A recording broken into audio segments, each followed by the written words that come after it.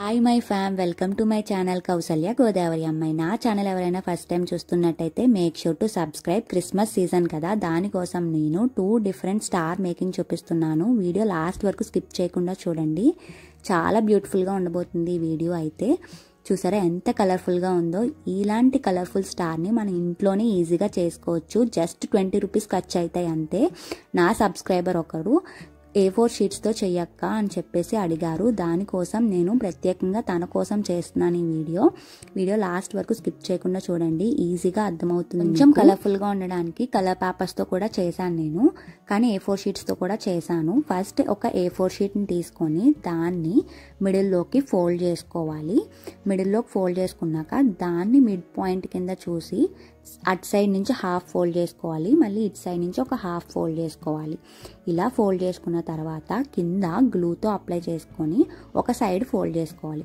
Fold చేసుకున్న side మీద మళ్ళీ గ్లూ అప్లై చేసుకొని పైన మళ్ళీ క్లోజ్ చేసుకోవాలన్నమాట. ఇలాగా ఒక ఎన్వలప్ లాగా రెడీ చేసుకోవాలి. నేను మళ్ళీ చెప్తున్నాను, క్లారిటీగా వినండి. ఒక A4 షీట్ తీసుకొని దాన్ని మిడిల్లోకి ఫోల్డ్ చేసుకోవాలి. మిడిల్లోకి ఫోల్డ్ చేసుకున్న పాయింట్ని మిడ్ పాయింట్ కింద తీసుకొని అటు నుంచి హాఫ్ ఫోల్డ్ చేసుకోవాలి. మళ్ళీ ఇటు సైడ్ నుంచి ఒక హాఫ్ ఫోల్డ్ చేసుకోవాలి. ఇలా ఫోల్డ్ చేసుకున్న తర్వాత కింద గ్లూతో అప్లై చేసుకొని మనం స్టిక్ చేసుకోవాలన్నమాట. కింద గ్లూ అప్లై చేసుకున్న తర్వాత ఒక సైడ్ ఫోల్డ్ చేసుకొని ఆ ఫోల్డ్ చేసుకున్న దాని సైడ్న గ్లూ అప్లై చేసుకొని ఇంకో సైడ్న ఫోల్డ్ చేసుకోవాలి. ఒక సైడ్ ఓపెన్లోనే ఉండాలి, ఒక సైడ్ మాత్రమే క్లోజ్ చేయాలి. అలా చేస్తే మనం ఎన్వలప్ కంప్లీట్ అవుతుంది. అలా నేను 20 పేపర్స్ని చేసుకున్నాను. సేమ్ అదే విధంగా కలర్ పేపర్స్తో కూడా చేస్తున్నాను. కలర్ పేపర్ను కూడా మిడిల్లోకి ఫోల్డ్ చేసుకొని దాన్ని మిడ్ పాయింట్ కింద ఉంచుకొని అటు సైడ్ నుంచి హాఫ్ ఫోల్డ్ చేసుకొని మళ్ళీ ఇటు సైడ్ నుంచి హాఫ్ ఫోల్డ్ చేసుకున్నాను. అలా ఫోల్డ్ చేసుకున్న తర్వాత సేమ్ కింద గ్లూ అప్లై చేసి స్టిక్ చేసుకొని మళ్ళీ గ్లూ అప్లై చేసిన తర్వాత ఒక సైడ్ మాత్రమే పెట్టుకోవాలి. దాని మీద మళ్ళీ గ్లూ అప్లై చేసి పైన ఇటు సైడ్ ఉన్నది పైన స్టిక్ చేసుకోవాలి.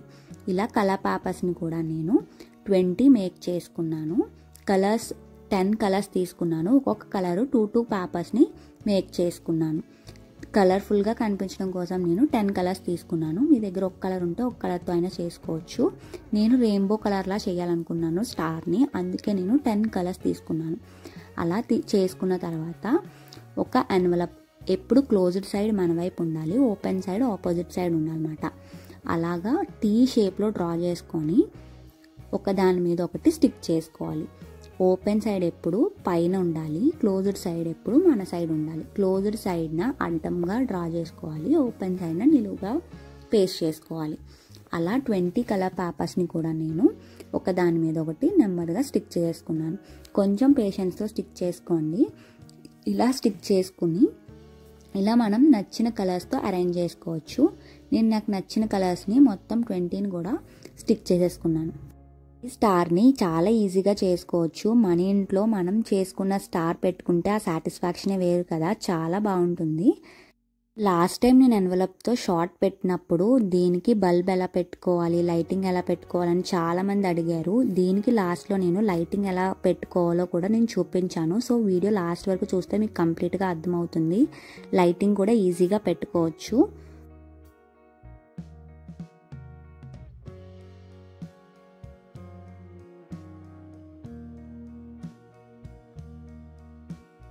ఈ స్టార్కి 20 పేపర్స్ పడతాయి. సో నేను 20 పేపర్స్ని కూడా కంప్లీట్గా స్టిక్ చేసుకొని 10 మినిట్స్ పక్కన పెట్టేసుకోవాలి. ఎందుకంటే ఇది కంప్లీట్గా డ్రై అవ్వాలి. కంప్లీట్గా డ్రై అయితేనే పర్ఫెక్ట్గా వస్తుంది స్టారు. 10 మినిట్స్ అలా డ్రై అవ్వడానికి పక్కన పెట్టేసుకోవాలి.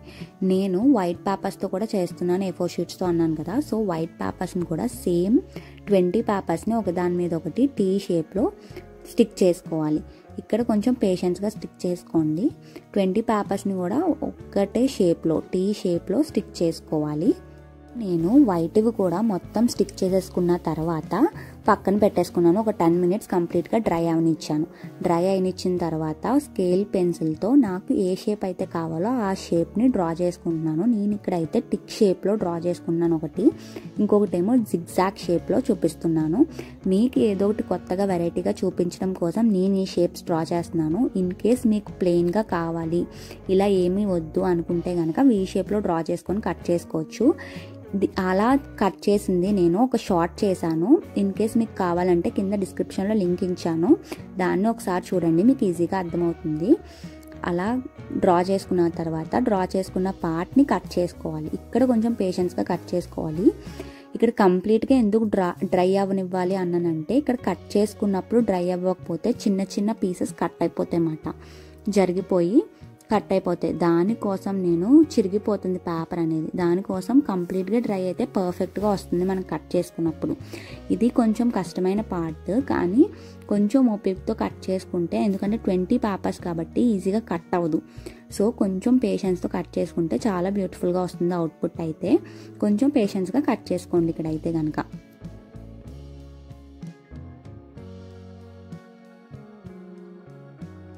అలా నేను ఈ షేప్లో కట్ చేసుకున్నాను. ఇప్పుడు లైట్ పెట్టడానికి బల్బ్ కావాలి కాబట్టి బల్బ్ హోలర్ అంటారు దీన్ని. ఇది ఎలక్ట్రికల్ షాప్స్లో మనకి ఈజీగా దొరుకుతుంది. బల్బ్ హోలర్ని ఒక సైడ్ ఎండ్లో పెట్టుకొని పెన్సిల్తో ఆ షేప్ డ్రా చేసుకోవాలి. డ్రా చేసుకొని ఇక్కడ చూసారా నేను ఒక ఎండ్లో డ్రా చేసుకున్నాను. సేమ్ అలాగే డ్రా చేసుకొని దాన్ని కట్ చేసుకోవాలి. ఇక్కడ కొంచెం జాగ్రత్తగా కట్ చేసుకోండి, కొంచెం అటు ఇటు అయినా కూడా స్టార్ మొత్తం పాడైపోతుంది. సో జాగ్రత్తగా ఒక ఎండ్లో పెట్టుకొని నేను వీడియోలో చూపిస్తున్నట్టు కట్ చేసేసుకోండి. కట్ చేసుకున్న తర్వాత హోలర్ సరిపోయిందో లేదో అక్కడ చూసుకొని ఇక్కడ హోలర్ స్టిక్ చేయడం కోసం నేను paper tape or cotton tape అంటారు దీన్ని, దాన్ని తీసుకున్నాను. ఇది స్టేషనరీ షాప్స్లో మనకి ఈజీగా దొరుకుతుంది. దాన్ని స్టిక్ చేయాలి. వీడియోలో చూపిస్తున్నట్టు స్టిక్ చేసేసి కొంచెం గట్టిగా ఉండడం కోసం నేను ఒక 2-3 టేప్స్ వేసుకున్నాను. సేమ్ వీడియోలో చూపిస్తున్నట్టు స్టిక్ చేస్తే మీకు అసలు ఊడదు, చాలా స్ట్రాంగ్గా ఉంటుందన్నమాట. అలా స్టిక్ చేసుకున్న తర్వాత మళ్ళీ ఒక సైడ్కి తిప్పుకొని దాని మీద మళ్ళీ టీ షేప్లో గ్లూ అప్లై చేసుకోవాలి. దీన్ని మనం కంప్లీట్గా అంటించడం కోసం టీ షేప్లో గ్లూ అప్లై చేసుకొని రౌండ్గా తిప్పుకొని సర్కిల్ షేప్లో రౌండ్గా చేసుకొని బ్లూకి రెడ్ని స్టిక్ చేసుకోండి. మీకు కరెక్ట్గా తెలియడం కోసం నేను కలర్స్ యూజ్ చేశాను. బ్లూ దానికి రెడ్ని స్టిక్ చేసుకొని డ్రై అవనివ్వాలి. సేమ్ ఇదే విధంగా నేను వైట్ కలర్ దాన్ని కూడా సేమ్ A4 షీట్స్తో చేశాను కదా, దాన్ని కూడా సేమ్ హోలర్ని కట్ చేసుకొని హోలర్ పెట్టుకోవడానికి ప్లేస్ని కట్ చేసుకొని చేసుకున్నాను. సేమ్ ప్రాసెస్ రిపీట్ చేశాను అంతే. చూసారా ఎంత బ్యూటిఫుల్గా ఉందో. మీకు నచ్చిందని నేను అనుకుంటున్నాను. చాలా కష్టపడి చేశాను. నచ్చితే లైక్ చేసి షేర్ చేయండి మీ ఫ్యామిలీ మెంబర్స్కి. మీకు యూజ్ అవ్వకపోయినా మీ ఫ్యామిలీ మెంబర్స్లో ఎవరో ఒకరికి ఖచ్చితంగా యూజ్ అవుతుంది ఈ వీడియో, మీ ఫ్రెండ్స్కి కానీ మీ ఫ్యామిలీ మెంబర్స్కి కానీ. Thank you for watching. Like చేసి షేర్ చేసి సబ్స్క్రైబ్ చేసుకోవడం మాత్రం మర్చిపోకండి.